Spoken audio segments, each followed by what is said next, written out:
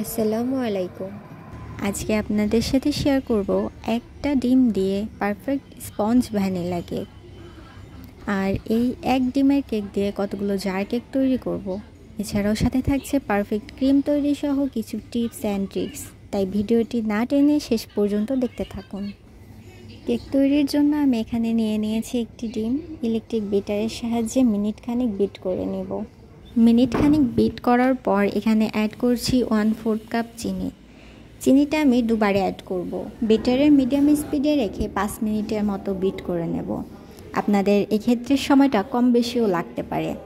আস্তে আস্তে দেখা যাবে যে ডিমের ফোমটা এমন সাদা আর ক্রিমের মতো হয়ে যাবে, তখন বুঝতে পারবেন যে বিট করা হয়ে গেছে। এ পর্যায়ে আমি অফ স্ক্রিনে 1 টিস্পুন রান্না করা সয়াবিন তেল ও 1/4 টিস্পুন ভ্যানিলা এসেন্স অ্যাড করে মিনিট খানিক লো স্পিডে বিট করেছি। এই শুকনো উপকরণগুলো আমি আগে থেকেই চেলে নিয়েছি। এক ডিমের জন্য লাগবে আটা 1/3 কাপ, বেকিং পাউডার 1/2 টিস্পুন, লবণ 1 চিমটি।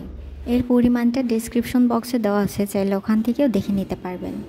শুকনো উপকরণগুলো 3 বারে অ্যাড করেছি, আর প্রতিবার অ্যাড করে মেশানোর ক্ষেত্রে ধীরে ধীরে মেশাতে হবে যেন ডিমের ফোমটা নষ্ট না হয়ে যায়। এখন কেকের এই ব্যাটারটা চুলায় 8 ইঞ্চি মোল্ডে লো হিটে 15 মিনিট বেক করে নেব। দেখুন কেকটা কতটা সফট ও স্পঞ্জ হয়েছে। এই কেক দিয়ে 2টি বড় জার ও 2টি ছোট জার কেক তৈরি করব। এখানে আমি নিয়ে নিয়েছি একটি বড় জার। এই জারের মাপ অনুযায়ী কেকগুলো কেটে নেব। এখানে আমি বড় জারের উপরের এবং নিচের লেয়ার কেটে নিয়েছি, আর কেকের অবশিষ্ট অংশ দিয়ে মাঝের লেয়ার করব। এই কেকটা দিয়ে 2টি বড় জার হবে, আর এই অবশিষ্ট অংশ দিয়ে 2টি ছোট জারও হয়ে যাবে। জার কেকগুলো তৈরিতে আমার লাগছে 1/2 কাপ ক্রিম। এটা আমি ফ্রিজ থেকে বের করে বরফ অবস্থায় নিয়ে নিয়েছি, কারণ এই গরমে ক্রিমটা স্টিফ হওয়াটা খুবই কঠিন।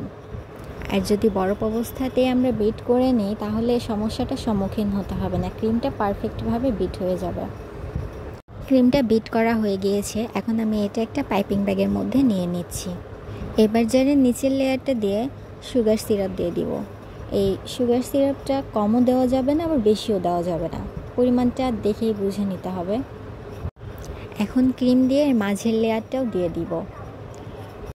আসলে এই একটা ডিমের কেকটা নির্ভর করবে অনেকটা ডিমের সাইজের ওপর। একটু বড় সাইজের ডিম নেওয়ার চেষ্টা করবেন, তাহলে কেকটাও একটু বড় হবে। আর যদি ছোট ডিম নেন তাহলে ব্যাটার অনুযায়ী একটু একটু করে দুধ অ্যাড করবেন।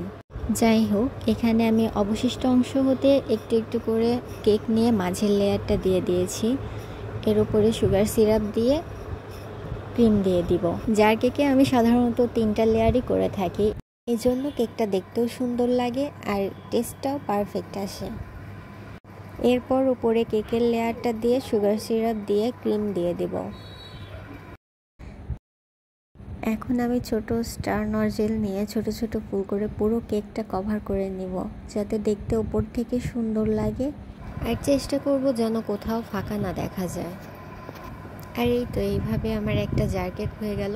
এবার উপর থেকে কিছুটা সুগার বল দিয়ে দিব, এটা দেখতে আরও সুন্দর লাগবে। এই তো হয়ে গেল একটা জার কেক। এভাবে আমি দ্বিতীয় জার কেকটা করে নেব। আর কেকের বাকি যে অংশগুলো আছে ওগুলো দিয়ে আমি ছোট ছোট 2টা জার কেক করে নেব। জার কেকের জন্য আমি এই কেকের অংশগুলো থেকে টুকরো টুকরো করে নিয়েছি। আমি সাধারণত জার কেকে এভাবেই ইউজ করি। কেকের নিচের লেয়ারটা দিয়ে একটু সুগার সিরাপ দিয়ে ক্রিম দিয়ে দিব, তার উপরে কেকের উপরের লেয়ার দিব।